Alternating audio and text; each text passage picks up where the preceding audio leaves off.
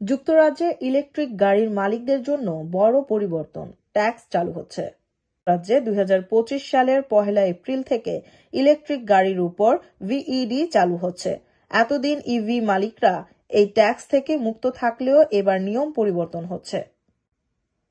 নতুন এই নিয়ম অনুযায়ী আপনার গাড়ির রেজিস্ট্রেশনের তারিখের উপর নির্ভর করে ট্যাক্স নির্ধারিত হবে। 2017 থেকে 2025 সালের মধ্যে নিবন্ধিত যে কোনো গাড়ির বার্ষিক 195 পাউন্ড করে দিতে হবে। 2025 সালের 1 এপ্রিলের পর নিবন্ধিত নতুন গাড়ি প্রথম বছর 10 পাউন্ড, এরপর প্রতি বছর 195 করে দিতে হবে। যে কোনো গাড়ির মূল্য যদি 40,000 পাউন্ডের বেশি হয় তাহলে অতিরিক্ত 355 লাক্সারি কার ট্যাক্স দিতে হবে। এর মানে যারা নতুন ইলেকট্রিক গাড়ি কেনার কথা ভাবছেন তাদের জন্য এখনই সময় সিদ্ধান্ত নেয়ার, কারণ 1 এপ্রিলের আগে কিনলে কিছুটা সুবিধা পাওয়া যাবে।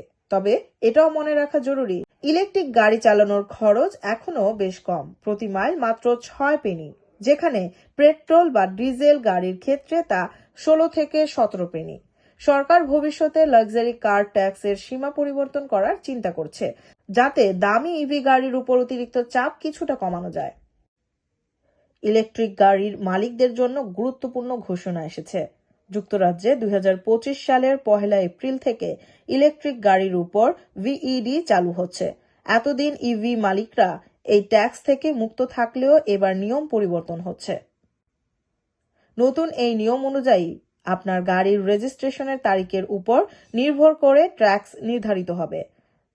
2017 থেকে 2025 সালের মধ্যে নিবন্ধিত যে কোনো গাড়ির বার্ষিক 195 পাউন্ড করে দিতে হবে।